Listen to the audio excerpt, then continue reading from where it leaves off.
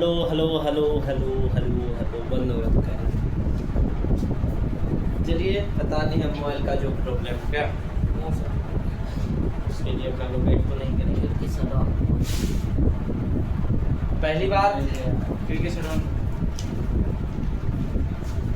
देखिए हम कल बता रहे थे, कल क्या बताए थे?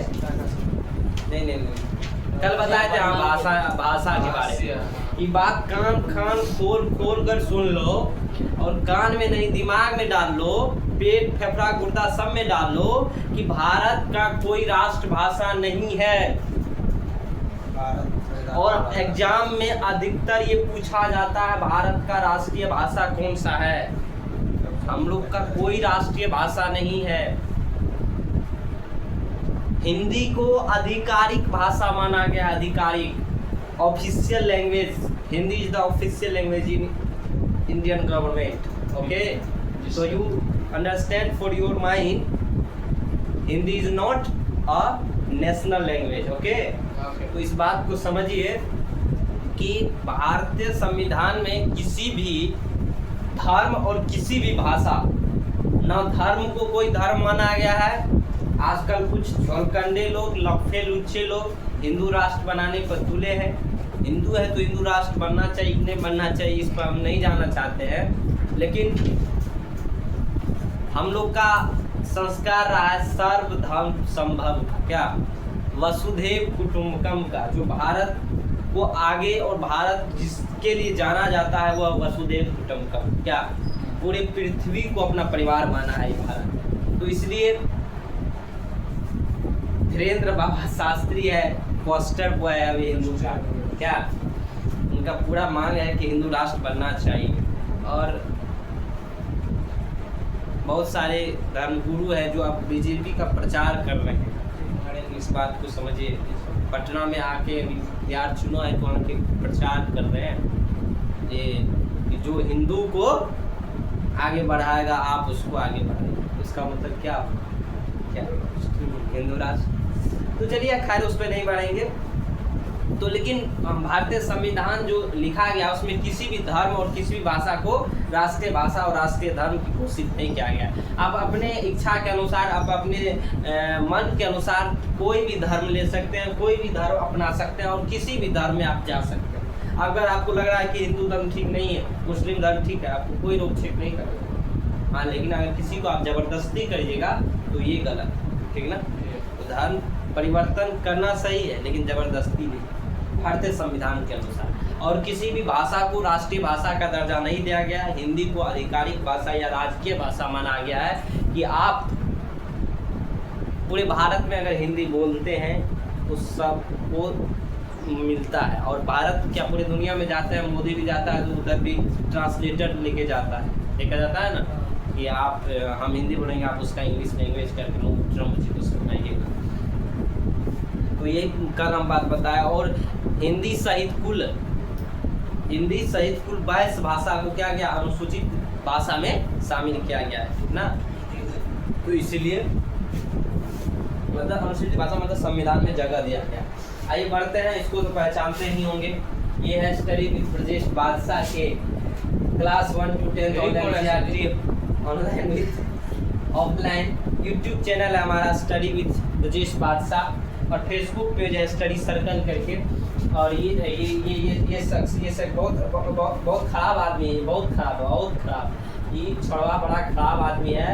ये आप लोग को पढ़ाने आता है, बड़ा खराब है, लेकिन ये कोशिश करता है कि हमेशा अच्छा पढ़ाया जाए, आप लोगों को अच्छा कंटेंट दिया जाए, चाहे वो ऑनलाइन के बच्चे हो कि ऑफलाइन के बच्चे हो। देखने में थोड़ा स्मार्ट है, लगता है देखने में कहाँ है इसका घर यहाँ का है। ठीक है, जदिया है इसका घर, हीरापट्टी हमारी जननी है, जननी जन्मभूमिश्च स्वगापि। क्या है वह, क्या बोल गया उतना संस्कृत। चलो आज हम आप लोगों को पढ़ाने वाले हैं जिसका नाम है सत्ता का विकेंद्रीकरण। क्या नाम है? सत्ता का विकेंद्रीकरण। सत्ता का विकेंद्रीकरण क्या होता है? भारत एक बहुत विशाल देश है। कल बताए थे यहाँ के युवा दूसरी चीज में पूरा पुरजोर तरीके से व्यस्त है और भारत को नंबर 1 बनाने में उनका अहम योगदान 3, 4, 5 दर्जन तक पहुंच जाता है। भारत का युवा इस चीज में ध्यान ना देके दूसरी चीज में ध्यान देगा तो देश आगे बढ़ेगा, न कि जनसंख्या बढ़ेगी। ठीक ना? क्या माइक्रो सोच में है।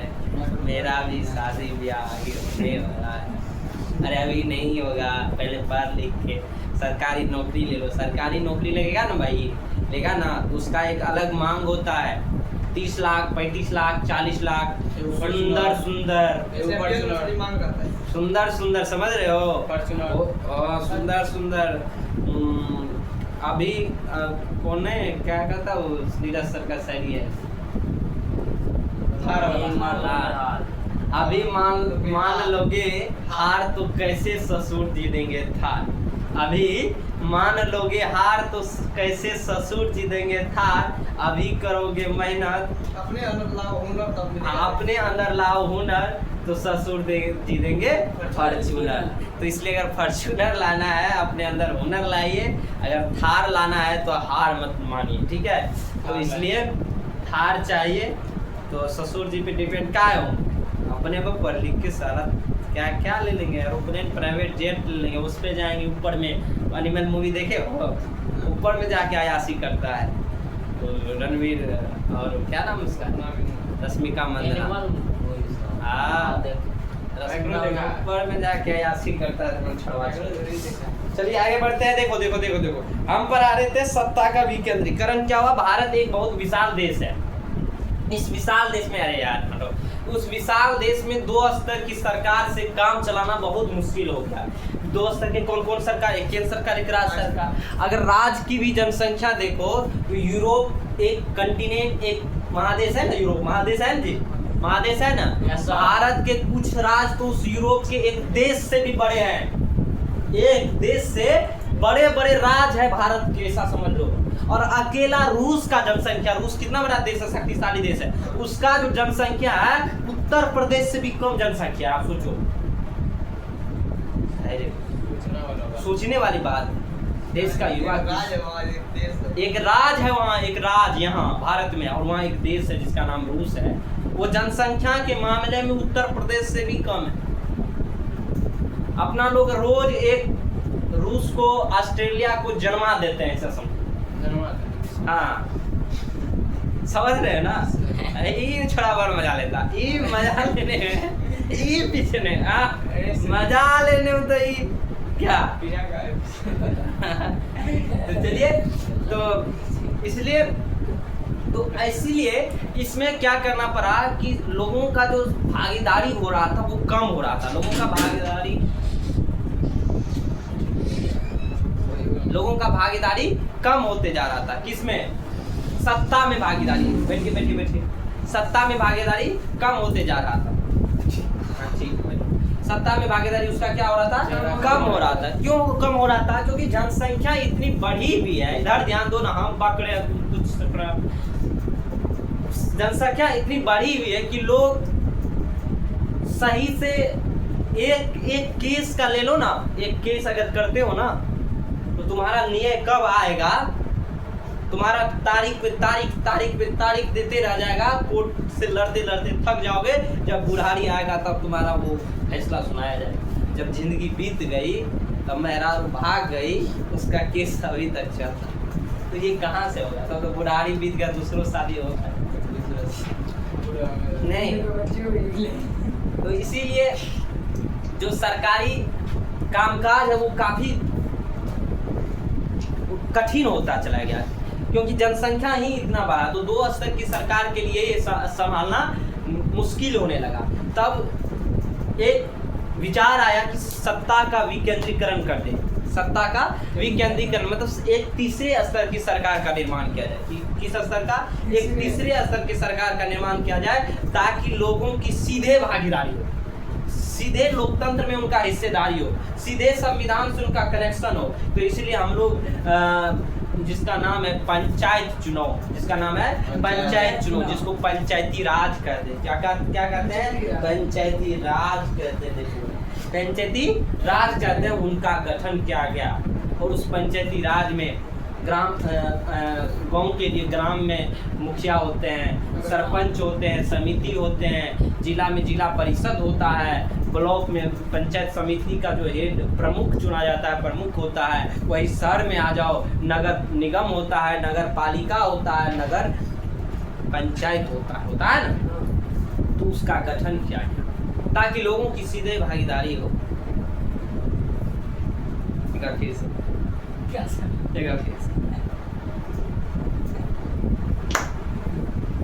धन्यवाद दोनों।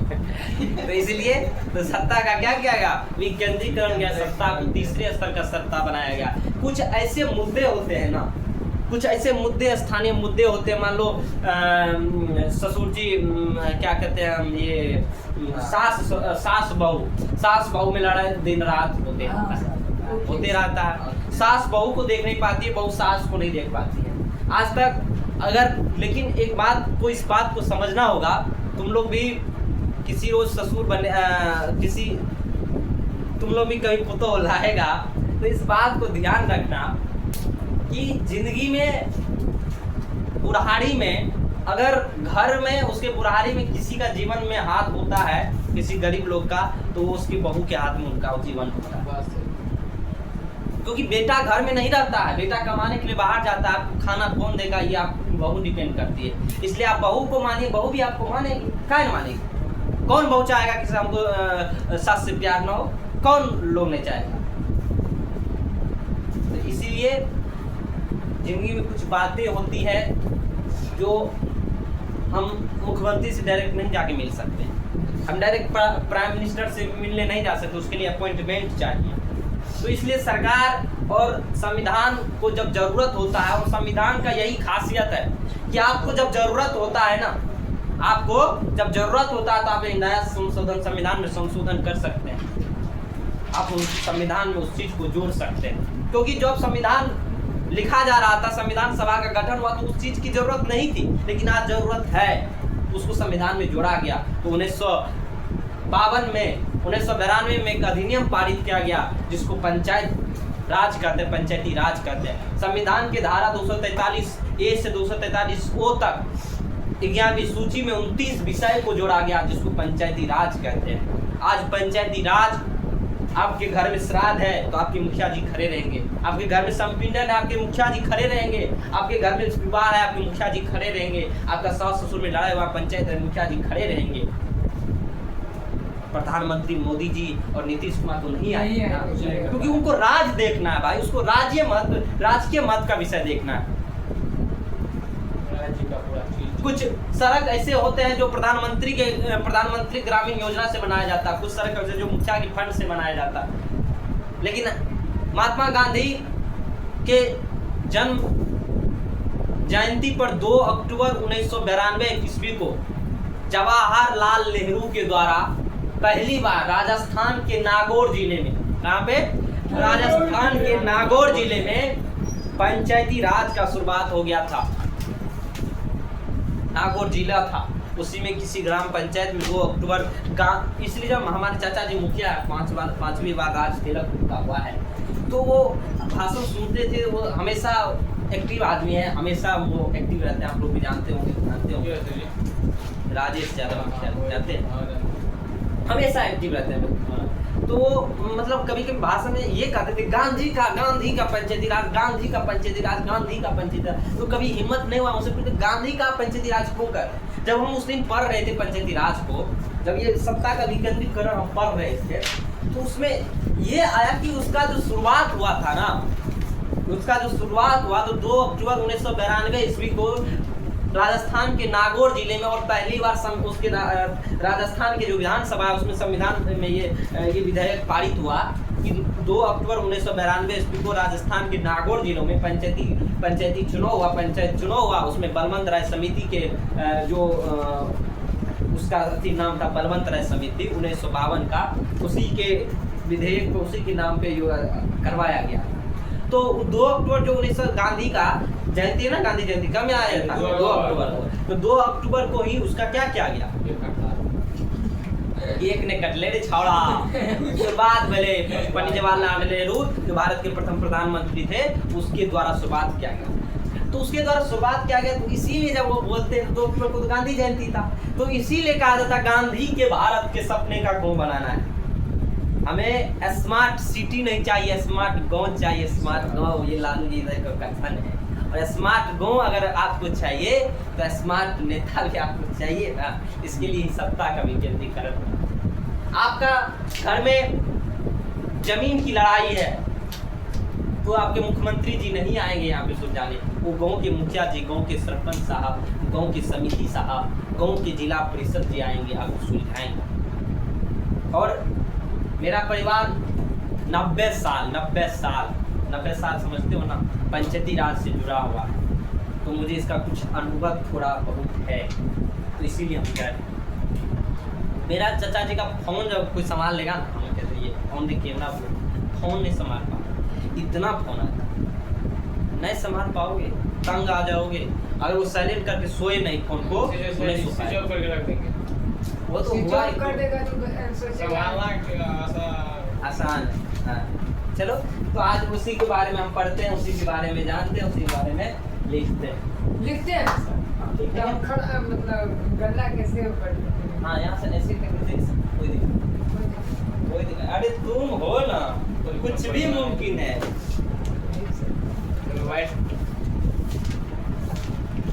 लिखिए सत्ता का विकेंद्रीकरण। सत्ता कल भी लिखा है कुछ सर? कल लिखा है। अच्छा, पॉइंट दिए थे ना, केंद्रीकरण।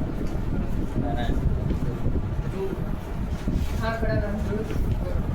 दोस्त बहुत दोस्त की आलोचना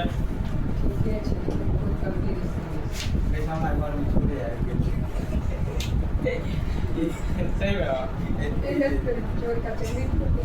क्या है? अगर बारे में छोड़े यार देखो सत्ता का विकेंद्रीकरण लिखो। भारत एक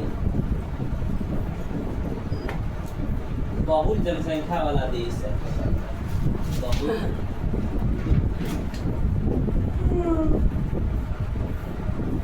लेकिन वर्तमान समय में जो है ना, पंचायती राज का जो पहले था बहुत कमजोर कर दिया है। बहुल है, बहुल। भारत एक बहुल जनसंख्या वाला देश है। यहाँ 2 स्तर की सरकारों द्वारा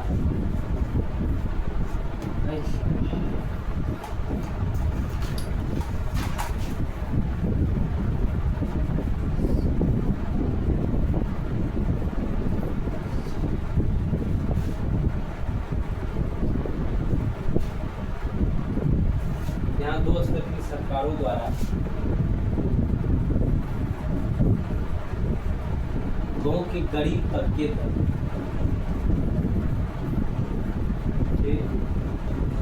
गरीब तबके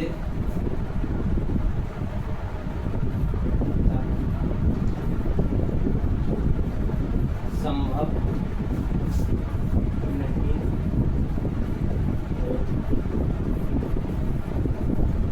नहीं द्वारा हाँ, गरीब गांव के गरीब तबके तक संभव नहीं हो पाता है।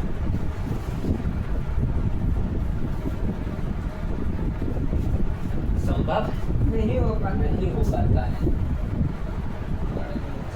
गरीब की बात क्या है? गरीब की बात, गरीब तबके तो का तबके बन जाती है।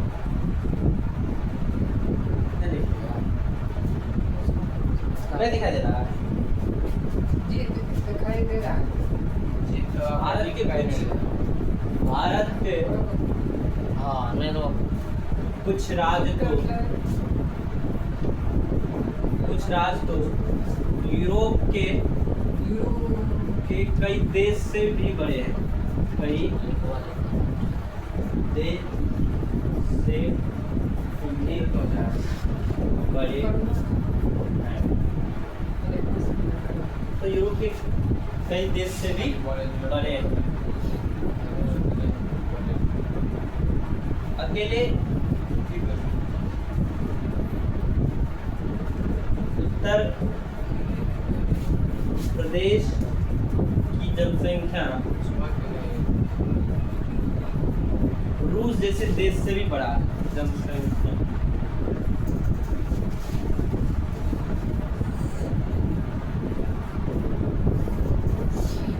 रूस जैसे देश से भी बहुत बड़ा अधिक है। अब सोचो रूस एक देश है, अब भारत का एक राज्य है जिसका नाम उत्तर प्रदेश है, उस देश से अधिक है। तो समझो लो अपना लोग एक राज्य को डेली पैदा करते हैं। इतने है भारत के युवाओं में शक्ति। वो टकराते रे ओहने भी टकराते रे। चूरम चूर हो जाएगा। रास्ते में बस सही है ये वो नहीं लिखा है ना, लिख दो स्टार्ट हो गया सब लिखा है तो खाली कर का स्टॉप छोटा अभी लिख लेंगे सब। तू देगा कैसे मैं तो बहुत लिख दिया। चल सर ये तो लगाया है सर ये लगाया है लेटर से लगाया है देखिए कुछ ऐसे कहानियाँ मंदिर जो हमारे पहले स्थानीय प्रतिनिधि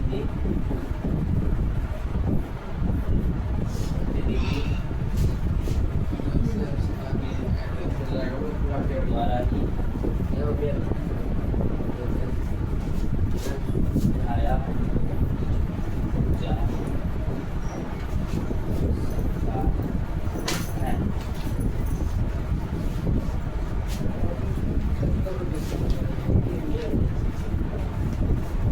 सत्ता के विकेंद्रण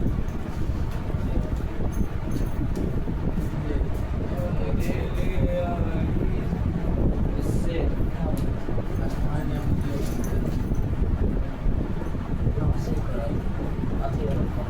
कमजोर वर्ग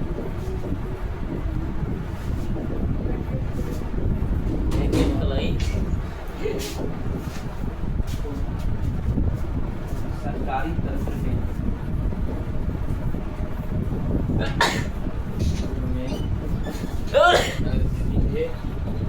कृपया गेट लगा सीधे भागीदारी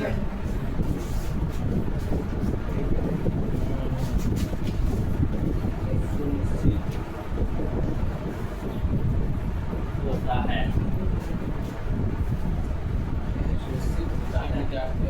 टिकट हो रहा है सर।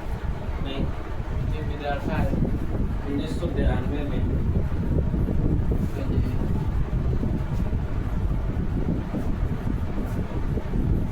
संविधान में संशोधन कर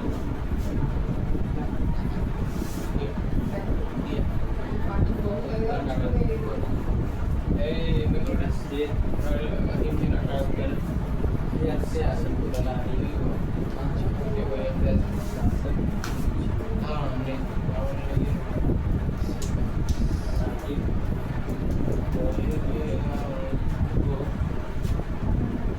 संडे क्या रे बता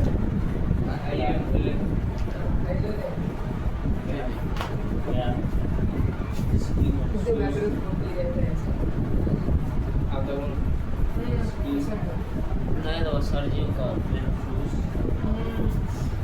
कौन सर जी सही बोल रहे बोला नहीं देने का बढ़िया सर ना अच्छा हाँ काय ऐसे आप लेके नहीं आते कब क्लास दूसरा फोटो में देखिए ना दूसरा को भी रहेगा तो हम छोड़ दिया एगो मोबाइल आपका खरीद के दे दीजिए फ्री बना लीजिए लिखिए लिखिए लिखिए फटाफट पहुंचा देते घर में कोई बहुत दिक्कत हो गया था उस सेट का मेरा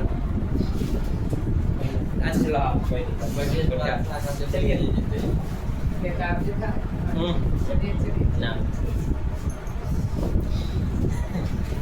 अब लिखिए पंचायती राज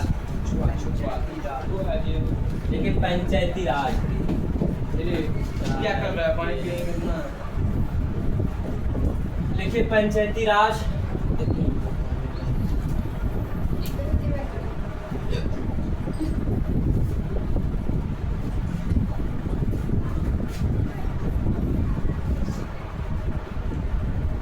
पंचायती राज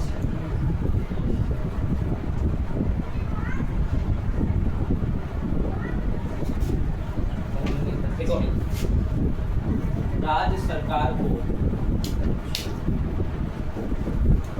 वीडियो चालू है नहीं चालू है।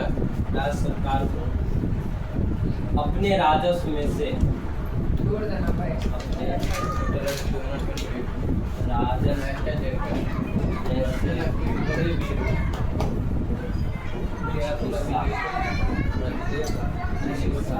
चीनी की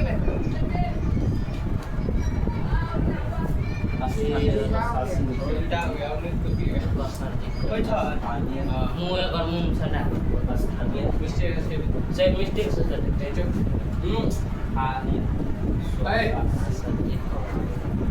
भी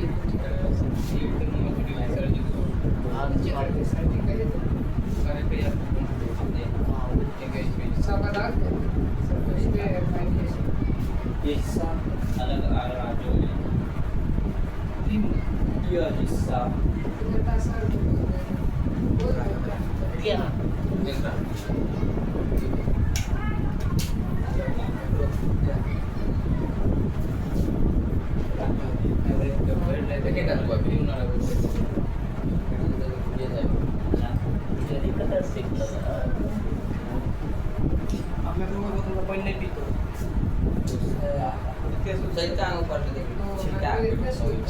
देखो देखो पंचायती राज है नहीं लिखता है पंचायती राज है राज्य सरकार को अपने राजस्व में से कुछ हिस्सा क्या होता है स्थानीय स्वशासी निकाय को भी देना पड़ेगा। यह हिस्सा अलग अलग राज्यों में अलग अलग हो सकता है। स्थानीय स्वशासी निकाय को ही स्थानीय स्वशासी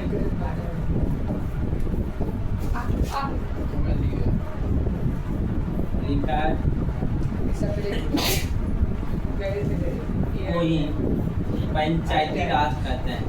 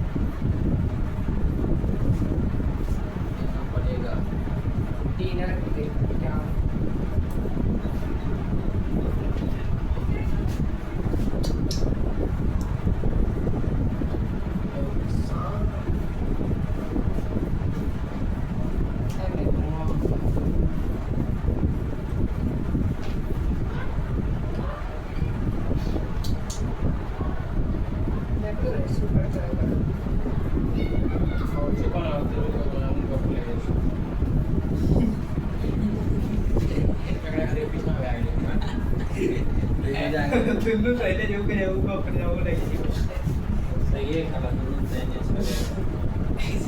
परम मित्र जी अपने मुस्कान से परम मित्र Oh no! मैं आता सर नहीं को गया कौन खाएगा यार करती आपको गुस्सा चलता है बनाया चीज जब क्या मजा था